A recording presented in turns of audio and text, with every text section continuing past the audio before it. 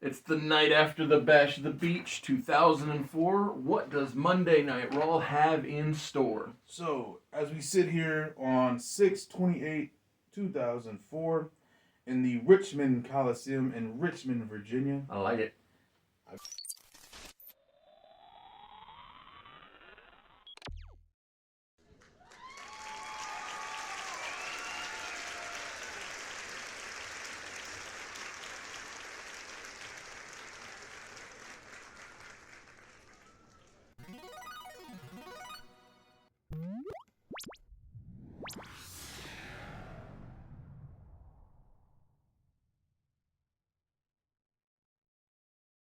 Kind of be weird if the Richmond Coliseum was anywhere but in Richmond, Virginia, huh? Raw opens up with Face in full force. Well, in new full force, as is become Face tradition at this point. With Scotty 2 Hotty, Billy Gunn, Molly Holly, Nydia, and the newly acquired Tommy Dreamer joining the ranks. Hey, I was just thinking to myself, Ooh. Your group of Face is like Matt Hagen, Clayface. Ever changing, ever morphing.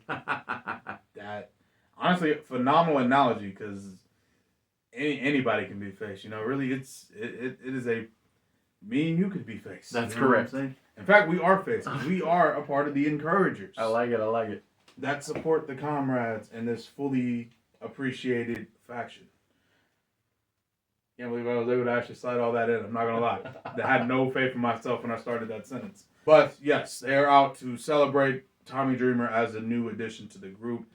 They're happy for his contributions, and more importantly, they're happy that he assisted last week during the brawl against those dastardly International Allied Elect Assassins. IAEA. There it is. As they are celebrating, however, they are interrupted by the Devil's Advocates, specifically Chris Jericho and Kane, because Christian Cage is still injured from his match with Eddie Guerrero. They come to the ring and insult Dreamer because the last time they saw Tommy Dreamer, he was a smudge mark on the bottom of Jericho's boot after being, how does Paul Heyman usually say this, decimated, victimized, and conquered by the Ayatollah of Rock and Rolla and the Devil's favorite demon. Dreamer says last time he was in the ring with a man who wasn't truly his friend, a man who wasn't truly looking out for his best interests. And if he had another opportunity with these men and women supporting him, he knows for a fact he could become a tag team champion. He could get the job done. And he wants the opportunity to do so. However, Chris Jericho says absolutely not. Why the hell would I give you a championship match? We are the tag team champions. We hold the power. We are in control. And as soon as he says that, Tori Wilson's music hits. And she says, hold up a second. I hold the power. I am in control. At least half control. And she feels Tommy Dreamer with whatever member face he wants to pick against Chris Jericho and Kane. That sounds like a great main event match to me. And wouldn't you know it, she forgot to book the main event today. So, that match is going to happen tonight. So, whether his choice is Scotty 2 Hotty or Billy Gunn, I feel like that it's really hard to count either of those men out because of their prior experience as tag team champions with either Rikishi or Road Dogg, or the list goes on in the case of Grandmaster Sexay. Yes, sir. Billy Gunn with Bart. Chuck Palumbo. Real life, Gold Dust in our world. In our world. I'm about to say, Tommy Dreamer's potential tag team partners are not lacking in experience in that tag team gold. And Eric Bischoff then comes out and says, well, I also have a little bit of power. And I'm actually perfectly fine with that match because, yeah, we did forget to book a main event. It was a long weekend. What can we say? We were enjoying Bash of the Beach. Really enjoying Bash of the Beach. One of Bischoff's favorites. I'm about to say, I was feeling a little nostalgic. Took a walk down memory lane. Took a walk on the beach, sand between my toes. You know how it is. Hung out with Hulk Hogan. Hung out with Hollywood. Great times all around. But I will say, plus we had to do all this work to make sure Randy Orton actually showed up to work That's this week. a hard one. Really tough one to do. But he announces that since this is going to be such a big main event, we decided let's do it Coliseum style. We are going to have it take place under hardcore rules. Anything goes. Only thing that matters is the pinfall and or submission. That's cool. So, after that, we go to commercial. Obviously, Jericho's livid. Sure. But come back, we get a hype video from JR saying, no, not from JR, but JR says, Evolution will appear tonight. About time. Yeah, I'm about to say, it only took, 3 weeks? 2 weeks? 3 weeks? Something like that. Yeah, I'm about to say, wow. We've had a lot of shows since he won King of the Ring, is basically what I'm trying to say. We get a match between Kenzo Suzuki, I can't talk today, coming out with Hirohiko. We'll get there eventually. It's been a long week for me, so appreciate your patience. Going one-on-one with the Brooklyn Brawler. Kenzo once again wins with his leg lariat, whose name is not coming to me, but I'll remember it the next time we're on the show. The Rough Rider. Is the Rough Rider? I would love it if it's called the Rough Rider. I'm just kidding. Honestly, if I could figure out what Rough Rider is in Japanese, that'll officially become the name of the move. So again, next time we're on the show, we'll see what happens. That's good. After the match, backstage brawl between Hoss and Benjamin is broken up by security. After last week's Gauntlet match, if everyone remembers, Shelton beats Hoss. So Hoss has not taken that well. Mm-hmm. And I bet Jackie's been in his ear about it all week. Just a smidge. Just, barely noticeable. Is what it is, though.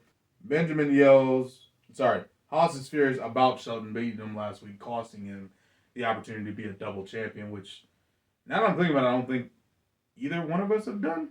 Oh, I did. You did. I had 3 double champions all at one time. Oh, yeah, that's right. So, Tres Hombres, Dominio, all had singles titles and trios titles at the same time. And that tells you how long it's been since... It's been a while. It's been a hot minute. Correct. Yeah, that group doesn't even exist anymore. Yeah. They have morphed into a whole different group. I'm about to say, whole different faction.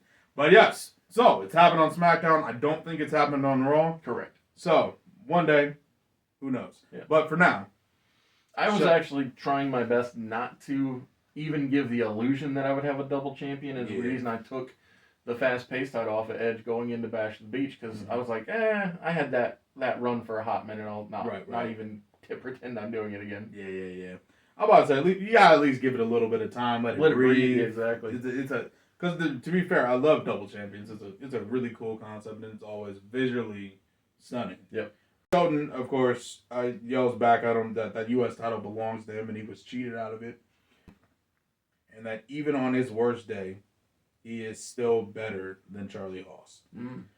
Him saying that leads Jackie Gaeta to smacking Shelton Benjamin across the face. And Stacy, seeing that, smacks Haas and Jackie. Mm. And then says... I smell a mixed egg. All the possibilities are there. But, for now, she simply screams. She refuses to let this team fall apart on her watch. And tells the security, because... I forgot to say, but her and Jackie summoned the security because they weren't breaking those two up. Sure. Yeah, makes sense. Yep. One of them to the locker room, the other one to the training room. They're basically separated. Yep. After that, we have The Undertaker. The Evolved Champion. The Evolved Champion. Going one-on-one with the Man Beast, the Gore Machine, whatever nickname he has this time, because I can't remember what his 2004 nicknames were. But whatever they were, Rhino. Yep. And this is an Evolved title tables match between two awesome human beings. I also don't know if this match has happened to my recollection. It's funny. I don't think so, but I mean, it's not impossible. It's just so crazy to think of visually. There was a very, very short amount of time when The Undertaker, Biker Taker, was hardcore champion. Yes. In like December, maybe January. December of 01, January into 02. And so it could have happened in that window. Possibly. Like, because... I can't remember. When did Rhino actually join WWE? Like, was it mid-2002? Oh, I remember this right? No, he was in the Invasion angle. Oh, that's right. Well, he was actually pre-Invasion because he was a part of Edge and Christian's I forgot about that. Yeah, you were correct. He speared Spike and Lita in the in the TLC match. Exactly. Dang. But so like I said, it could have happened, but I just don't remember it ever happening. Yeah, and I feel like that's something I would remember because it's a very unique pairing. Absolutely. Which is part of the reason why I booked this match today. Yeah, it to me this feels like the Ultimo Dragon and Tajiri match that you did, where it's like, how did this not be? Yeah, how was this not a thing? It's like, so because when I think of Rhino versus The Undertaker, I just think of two men that Paul Heyman believed in before anybody else believed in them. Far before anybody else believed in them. Agreed. These two have a very fun match. Taker does retain. He wins with a tombstone pile driver off the apron through a table because that was the only way to really keep Rhino down. Right. But it's a crazy spot. Thought it'd be fun to have this match. And it is Taker's very first Evolve title defense. After the match, this is Dead Man Taker. So the lights turn to that like bluish hue. He's getting ready to drop down to his knee and raise the championship in all its splendor. And as he's getting ready to do that, he is snatched by his ankle, and it is being wrenched by the Olympic gold medalist. Kurt Angle is back and in full effect. That is awesome. And Kurt is grapevine the ankle. Taker is screaming and in agony for the first time since his return in Mania. And it is happening until the referees are able to pull Kurt Angle off of him. Kurt picks up the Evolve title and makes his intentions very, very, very obvious. I, had already wondered who The Undertaker would lose the title to. Just because, it's The Undertaker, so that had to make sense, right? That's obviously a question. It's like for anybody, it's like, oh, well, there's somebody out there. But for The Undertaker, it's like, the options get a little... I'm about to say, a lot smaller. Here's what I'll say. Part of the magic. Here's what I'll say. I wanted Kurt Angle to wrestle Eddie Guerrero as champion. And, this is a easy way to do it. He wins the Evolve title, says, take that thing, and I'm going after Eddie for the title type thing, so it could work. The options are endless. Yeah, I'm about to say. It's a fascinating thing, because, so, I'm going to be honest, the Evolve title picture is going to get really, really, really chaotic. And main eventy, it looks like. Yeah, very main eventy. Before I was using it as well, essentially with Money in the Bank and King of the Ring and Royal Rumble Raw originally supposed to do, which is elevate new guys. Correct. But now, in order to elevate the title itself, so that it does that better, having these tippy top former world champions have it, it's gonna be a lot better. Yeah, no, I was just like I said, that shocked me. That's all. I'm a big fan of that. Yeah, not surprised. Appreciate it. After Angle's pulled off, holding up the title, all that good stuff, we go to commercial, come back, and we are backstage in Team Angle's locker room, and complete juxtaposition to the chaos we saw just, it would have been 20, 25, 30 minutes before. Backstage brawl, all four members are standing at attention. There is a silence as Kurt Angle walks into the locker room and looks at everyone individually. He walks back and forth, pacing himself, and then Kurt finally speaks and he tells Haas, congratulations on winning the U.S. title. I'm very proud of you. Walks up to Jackie, tells her that the tactic she used in that match when Haas won the championship was highly intelligent and something that not even I myself could have thought of. It was absolutely beautiful to see. Walks up to Benjamin and tells him he is proud of the fire that he's seen in his eyes lately and says, that anger, that fury, that rage that you have right now, that's what's going to get you singles championships here in AEW. That intensity that you have is what's going to get you singles championships here at AEW. And then lastly, he looks at Stacey and says, this is why you are my right-hand woman. This is why I chose you. Because I knew even if I wasn't here, you were going to bring this team to greatness. And now look at you. Holding the United States Championship on the cusp of even more gold. Shelton's more dangerous than he's ever been. All because of her integrity. All because of your integrity. It's all lining up right there. But now that I'm back, it's time to put the focus back on Team Angle and to make sure that more gold is around our waist. And that starts next week when I win the Evolve title against The Undertaker in a submission match. I love that. Yes, and as The Undertaker, as of this moment in time, obviously we know in the future he has submission. But he's not. Yeah. He's not that. He's not that guy yet. That evolved. Yeah, he's not. He has not evolved yet. Oh my goodness. So, I don't know what your women's championship plans are in the next few weeks, but I could totally see a world where Kurt would go and try and talk Tori and Eric into having Lita defend against Jackie and Stacy. Because, again, golden up. I'm about to say, team angle. I'm about to say, I don't care which one of you win, but one of you got to win. Exactly. Walk out with the strap. I'm about to say, especially since I don't think I've made Jackie wrestle once. Which is for the best. Yeah, I mean, yeah. in defense of all the other women wrestlers, it's for the best. But I'm going to be honest with you. For storyline, I think it'd be fun. If two people can hide it, I'm pretty sure Stacy and Lita would do a pretty good job. Of course. Because listen, Stacy's no ring general, but she's taken so many bumps. Well, and in the storyline, she's learned from Kurt and Charlie and Shelton. Exactly. So there's a lot of upside to that. I didn't think about that, but that's actually not a bad idea. Probably going to steal that. Yeah, it's fine.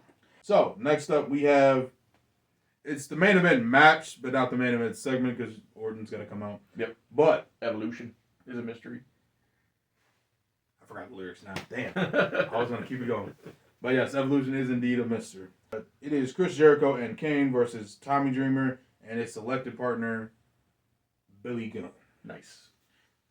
In a hardcore match for the tag team championships of the world. So, pretty much in the very beginning of this match feels like prime ECW. Nothing but straight chaos. Billy Gunn is brawling with Kane out in the crowd. A fan is handing him a crutch, so he grabs the crutch and whacks Kane over the back with it. Big boys doing big work. Big boys doing big work, exactly. Meanwhile, Dreamer grabs a beer from the crowd, chugs the entire beer, and then bashes it over Jericho's head. Classic. Feels like Philly. Yep. Out here in Richmond, Virginia. Throughout the course of this match, obviously, it's a good back and forth because these are four very talented athletes. If you've been noticing a pattern in the booking, you can probably guess who's about to come out and interfere in this match. Oz, would you like to take a guess? I have a feeling that it could be a man from Japan. It could be a generational wrestler. Who loves him some fruit. Indeed. Or it could be a man from Blackpool who loves brass knuckles.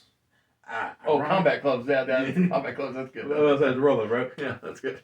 Well, as a matter of fact, Oz, you are absolutely correct because all three of those men do happen to come down in the IAEA. That feels right, yes. Along with Gail Kim and Linda Miles as well. They are coming out in full force, but luckily, Scotty, Molly, Nydia, all running out with weapons. They have predicted this exact scenario. They were ready for it. Baby faces with brains. Ready face. You gotta love them. Gotta love them. However, it's a rare occasion. It's that rare as like a purple sun. Like I feel like that could happen, but very rare. While they are able to stop most of them, obviously 5 is a bigger number than 3, so Regal is able to slip through and is able to hit the power of the punch on Billy Gunn, and then drags Jericho's, at this point, limp and lifeless body on top of Billy Gunn. 1, 2, Billy Gunn is able to kick out. Nice. Regal tells Kane to pick him up, and he's going to hit him again. So, of course, Kane picks him up, and you can probably guess if you watch wrestling before what's about to happen. Regal swings, power of the punch, Billy Gunn ducks, nails Kane. Kane falls out to the apron. Billy Gunn is able to hit a Famouser on Regal, and then goes out of the ring and nails Kane with the one and only through a table that was set up on the outside of the ring. It is at this point that Tommy Cornelius Dreamer, don't know if that's his middle name, but it is right now. But I like it. That's good. Is setting up a table in the corner, and after a quick back and forth, quick exchange with Jericho, he's able to hit a DDT onto Chris Jericho. But the pin is broken up by his old friend turned enemy, Steven Richards. Dreamer is hurt. He's devastated. What more could this man do to him? Well, he could kick him in the face with a Stevie T. Or a Stevie kick. Yes. Here's my question. Is he joining the IAEA or is he just... At this point Out in time, to he get is just Dreamer. out to get Mr. Tommy Dreamer. There you go. He literally just hates that man so much and wants nothing but failure for him. I got it. And he also wants to break the heart of Benji Streamer. Exactly. Poor Benji. We knew him well. But, yes, Stevie kicked to Tommy Dreamer. He then rolls Jericho's, again, lifeless body on top of Tommy Dreamer. 1, 2. Dreamer's able to kick out. The energy sent by Benji Streamer helped him push through the pain. Steven Richards is obviously incensed. He's furious. Goes out, gets a chair, and is preparing to hit Tommy Dreamer square in the skull, which is okay because CTE hasn't been invented yet. Christopher Nowinski's still working on it. I am actually going to look up after this at some point. Like, is he like researching it? Is he going to school? I'm actually curious timetable wise because I think there's a documentary on Netflix. There is, yep. Yeah. So I'm gonna do the research. I'm gonna do the homework, and I'll come back and I got you guys. But when you can stop using that gimmick. Yep. It will have to happen eventually. Like eventually, we're like, oh no, this is a problem. We can't do this anymore. Will Smith also has a movie about it. It's called Concussion. Really? Yeah. All right, I gotta check that out. I don't think I've ever seen that movie. I've never watched it, but he plays a doctor who is going to the NFL saying, "Hey, we got to quit this stuff," and they're like, "Shut up, doctor." What do you know? Yeah. Football's been around for I think literally hundreds of years now. Man, that's actually crazy. But yes, as Stevie is preparing to hit Tommy Dreamer, we hear the one-of-a-kind music of Rob Van Dam. That's cool. Van Dam comes out. Stevie swings for Van Dam, but Van Dam nails him with a Van Daminator. He then nods to Tommy before rolling Stevie out of the ring. Dreamer picks up Jericho on his shoulders and in a tribute to his old friend, throws up the one. Hits a running Spicoli driver through the table he set up previously and pins Chris Jericho to win the AEW Tag Team titles. Nice. It's a beautiful, glorious win for face, Mm-hmm. Crushing defeat for all their enemies, and a beautiful moment for the Coliseum. Very cool. Go to commercial, come back. Evolution enters the Coliseum with the remnants of the previous war strewn all around them. They see the tables, the chairs, the kendo sticks, the beer, the crutches, that one guy's shirts. It's all there. Trash. Absolute trash everywhere, all over the arena. Meanwhile, Orton is coming out, crown still cricket. Evolution looking like they still came out fresh from a party. But it's good times all around. High fives everywhere. Because it doesn't matter the carnage around him. What matters is that Randy Orton is the king of the ring. And now we finally get to bow down to our king. After the boos finally die down from Randy Orton saying that out loud where people can hear him, Orton then takes off the crown, tosses it outside. Yep, exactly. And says, now that we've had our fun, it's time to get serious. For too long, Evolution has lacked focus. We've been more concerned about our past relationships and respecting those of a bygone era. But now we will be focusing on what's important in this business, and that's checks and championships. Somewhere Booker T is. Can I add a line? Please. And I'm taking out that prior generation. Eddie Guerrero, you might be this era's Guerrero. This will be the end of the Guerrero line. Ooh. Absolutely beautiful. Absolutely beautiful. And with that line, he says, at SummerSlam, that undisputed championship is coming home to Evolution. As Randy Orton goes up to pose, plants his feet firmly on Brett's rope, gets ready to throw up the... I still don't know if this pose has a name or not, but you know what the pose is. Yeah, we all recognize it. I'm about to say, it's most recognizable, one of the most recognizable poses ever made, aside from Stone Cold's middle fingers. That is when Mick Foley's music hits. Foley comes out and tells Randy, congratulations on winning the King of the Ring. Hell of an accomplishment. Something I couldn't do in my career.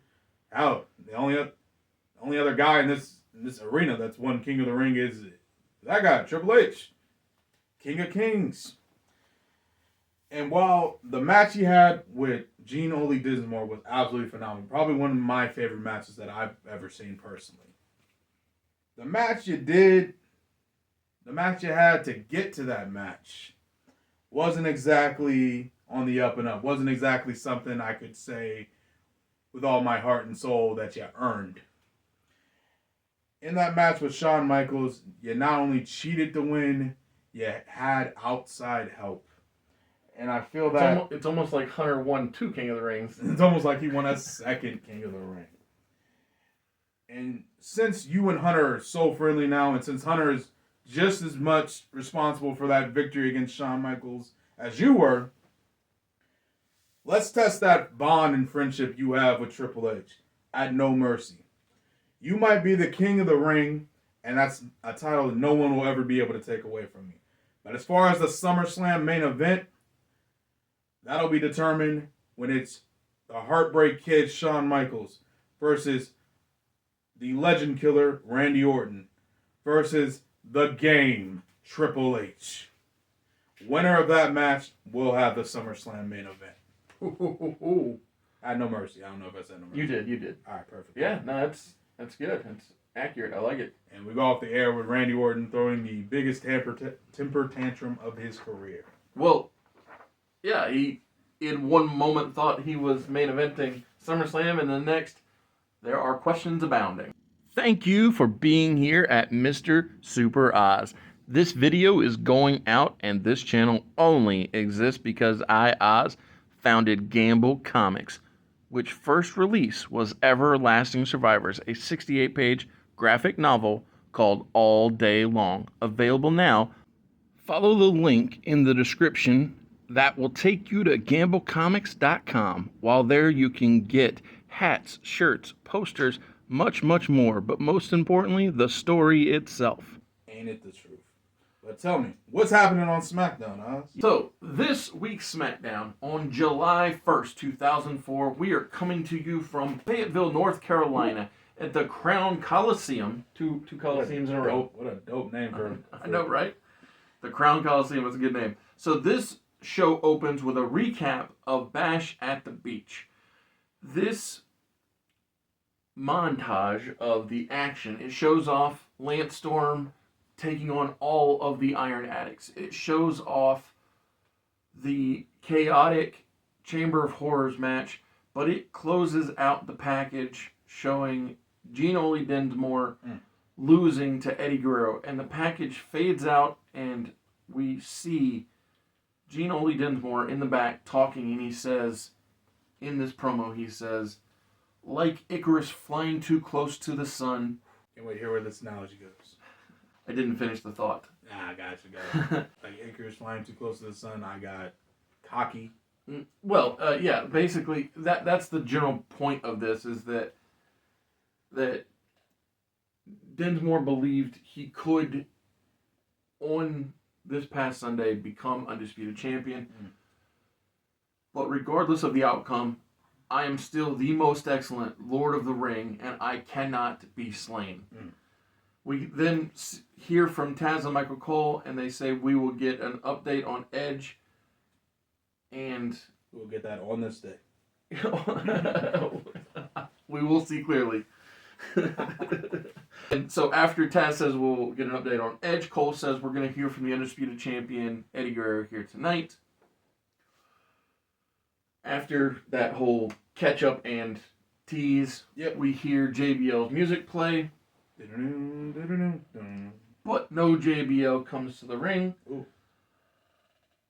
The absolute maven, Huffman, Danny Holiday, and Billy Kidman are making their way out to the ring. Interesting. Trifecta. Yes, so this trio is taking on the Team Extreme Tornado Champions, not for the titles, but the Dudleys are wrestling the LLC. who do have Orlando Jordan and Doug Basham backing them up. Of course. Because I mean, why would they not? Why would they not? Yes. So JBL is taking the night off, but the LLC are outside of him in full effect. And with it being 5-on-3, Maven Huffman is able to pin and defeat Spike Dudley. Yeah, because it's the numbers game. I'm about to say 5-on-3 is usually not good. And I mean, technically, if you go, Vince's logic, Spike Dudley's like half a human. Exactly. So really, it's like 2.5 versus 5. They got double the manpower. So as the LLC are celebrating, we hear Taz. This is the first time in a while they just got a win. Like just a regular Yeah, I think so. Damn. Yeah. I just you can't always drop them out. I get yeah. Well, and the thing is that with Paul Heyman being anti-Dudleys, he's always going to do what it takes to screw those damn Dudleys. Yes, sir. So post-match, Cole and Taz are talking about how shocking the conclusion of the Chamber of Horrors match was, and that they have no idea what state of mind Edge will be in, but we'll hear about it later, or hear from him and the FDA later.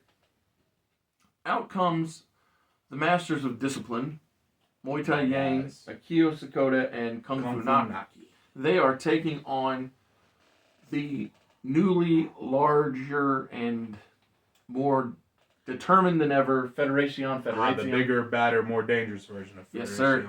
Federación. So Sylvain... The German Federation. Yes. Sylvain, Nunzio, and Heidenreich are the trio. And basically the match goes as such. I'm here. Sylvain is strong, and he is able to take the kicks and the offense of Yang and Sakota and kind of brush them off. Anytime Nunzio's in the ring, Funaki or Yang, they're kind of on top of things. But anytime Heidenreich gets tagged in, dominate. The Masters of Discipline fall to the mat and aren't as masterful in this specific situation. Correct. Because Heidenreich is really big. Exactly. The thing about this is, as the match is happening, a man with a high and tight haircut, wearing a suit, makes his way out, and while Nunzio is fighting with Funaki and Sylvain is wrestling around with Aikido, Heidenreich throws Muay Thai Yang out of the ring, and the man in the suit, who I'm calling Mr. Weiss, he catches Yang. W-I-S-E? W-I-E-S-E. E-S-E. Yeah. So, Mr. Weiss catches Muay Thai Yang and slams him into the barricade, but the referee doesn't see it because he's watching the other 4 wrestlers. I'm about to say, trying to get control of the match. Exactly. As a referee should in this situation. And so, as the referee is getting just 2 men in the ring, it's Heidenreich and it's Sakota.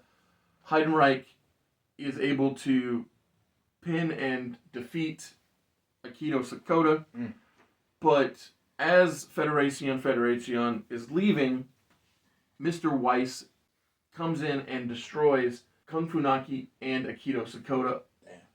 Yeah, I hate it when the Masters of Discipline get beat up. Love that team. So, as Mr. Weiss is walking out, we see that this man is who the wrestling world knows as Luther Reigns. Oh. So that size thing makes sense now. So in WCW, he was known as Horseshoe. I forgot about that one. Yeah, that was also his name in UPW, Ultimate Pro Wrestling. But the reason I'm calling him Mr. Weiss is because his real name is Matthew Robert Weiss. Wow, that is a coincidence. And so I just took the M and the R, put a period there, and so I'm calling him Mr. Weiss. I see him as kind of like a Mr. Hughes type character where he wears the suit and the glasses. Actually, he's kind of like my character from Hawaii where it wrestles in a suit and has the sunglasses as well. But my point is, he's not a heavy for Kurt Angle, and he's not Luther Reigns because we have Toa Reigns, and in the future we'll have Roman Reigns. Yeah. So that's just one too many Reigns. And so he's Mr. Weiss. Actually, ain't mad at the name change. Also, hell of a name. Yeah. Hell of a name. So, as he's walking out, he doesn't walk out up the ramp because that's where Federacion is still standing. He goes off to the side. And the reason they're standing up on the ramp is because after the trio won, they are standing in celebration of the fast-paced champion Dupree coming out. And so they not only hype up their fans, their friend, their comrade, but they walk back to ringside with him as he takes on headstrong Jamie Noble. My guy. So while Noble hasn't officially turned back to the side of the face is a baby. Yes, he is on the path to the journey of redemption, I would say. Exactly, because ever since his old compatriots of Koinonis looked out for him, he has been more apt to look out for good guys and do the right thing. And like I say, it kind of goes back to like what your parents always teach you. You are who your friends are. Yes. And the funny thing about this, Dupree's friends keep trying to cost Noble the match. Nunzio tries to trip him up. Heidenreich tries to take his head off with a clothesline when Dupree's he's got to the floor. Yeah. Well, when Dupree's got the referee's attention, things of that nature. Yep. But because Jamie Noble is headstrong, and because the referee isn't an idiot, and piece by piece, little by little, sends the guys away. 2 seconds ago. Now he's on the floor. And so first Sylvain gets kicked out, second Nunzio gets kicked out, third Heidenreich gets sent away. And finally, Jamie Noble is able to hit a diving headbutt onto Dupree from the top rope into the ring and get the 1-2-3. Hell yeah! Jamie Noble does win. And up next is when we get the update on Edge. So let me hear this. So what's going down? So we are out on a beach scene here in North Carolina. Yeah. Is North Carolina or South Carolina the one that has Myrtle Beach? I forget. It doesn't matter. I believe it's South. It doesn't matter. Wherever they're at, they took them to the beaches. Yeah, we're at a happening part of North Carolina. And so Chavo and Ray are telling Cole and Taz, who are asking, "Oh, how's Edge?" And they're like, "Well, he's been a little hard to handle since Sunday." And the way I put it in my notes is, it's as if we're seeing the most contained version of what I call Girls Gone Mild in the background. So they're trying to PG it up as much as possible. PG it up, but it's that kind of idea, like where in the old days you would, if TV was on late, I'm well aware of where we're going with that. and so. Yeah, but I was right. South Carolina, Myrtle Beach. Cool. I assume North Carolina's got something. Yeah, it's got to have some kind of beach. Yeah, something nice. So they're in whatever the nicest part of town is. Yep. And Ray and Chavo are trying to keep Edge from trying to keep it in his pants. Trying to keep him healthy. Yeah. But ever since he had that shocking experience on Sunday, he's been wilder than ever. And so Taz is saying something because he was already. Actually, no, he hadn't become the Radar Superstar. Correct. This is me leading to the bad decisions. Got it. This is the justification for bad decisions. That makes okay. Yeah, I'm following how this went now. Okay. And so Taz and Cole were like, "Well, we're just glad that everybody's up and mobile and able to go." I'm about to say, it looks like he's blinking. Still got that amazing head of hair. Yeah, it's amazing. So Chavo and Ray, we got to go because they see some clothes are flying and so. I'll say in the background we just see shorts, exactly, socks, and so Cole, things that aren't socks. Cole says up next, Eddie Guerrero is going to come out and talk to the live crowd. Woo. So Eddie makes his way out to the ring, has that undisputed title, and he says to this crowd that I am so tired of people questioning me. You fans know who I am. You've always known. Exactly. Crowd's going wild. Eddie. He says, "You've always known me. You've been with me throughout this whole journey. My family we eat, sleep, we breathe pro wrestling." He said, "Whether it's a man who thinks of himself as the Most High or one who compares himself to the Prince of Darkness, all of these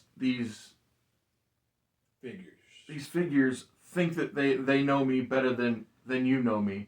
But from here on out, I'm proving that Latino Heat is on fire and ready to go. Every week on SmackDown, I'm going to defend this undisputed championship to prove that I am the working man's champion. I love to see that. And so the main event tonight is Gene Oli Dinsmore challenging Matt Cappotelli for the television title that he won from JBL. Yes.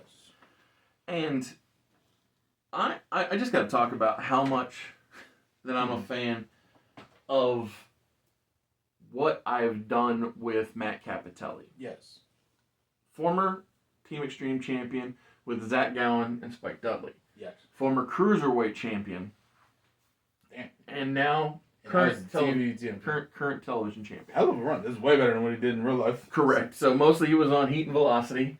Maybe had a cup of coffee on the Raw and the SmackDown. But the point is, Shit, I don't even remember the cup of coffee. So yeah, I remember the Heat and Velocity really well. Exactly. So I knew, and obviously this is coming from a time when, we know that he's no longer with us. I'm about to say, yeah. Unfortunately, no longer with us. And so because one of the downsides of knowing the future. Yes, and so because we know that, I knew that I had to work fast and do big work to make his time last. But yeah, that's how I felt about Sean O'Hare, so I understand the feeling. Yes, and legitimately similar. Literally the exact same scenario, unfortunately. So this is the end of Matt Cappotelli's title reign because Evan Weiss, his greed overtakes him as he sees Gene Oli Dinsmore wrestling Matt Cappotelli. Evan Weiss, he steals the television title from ringside.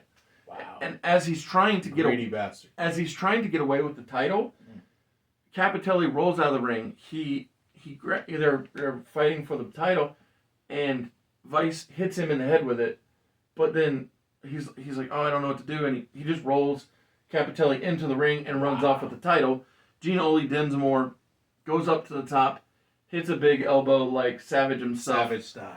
He runs, gets a big leg drop, gets the 1-2-3. Gene Oli Dinsmore is the television champion, but is unable to walk away with the title because Evan Weiss has it in his possession. Wow.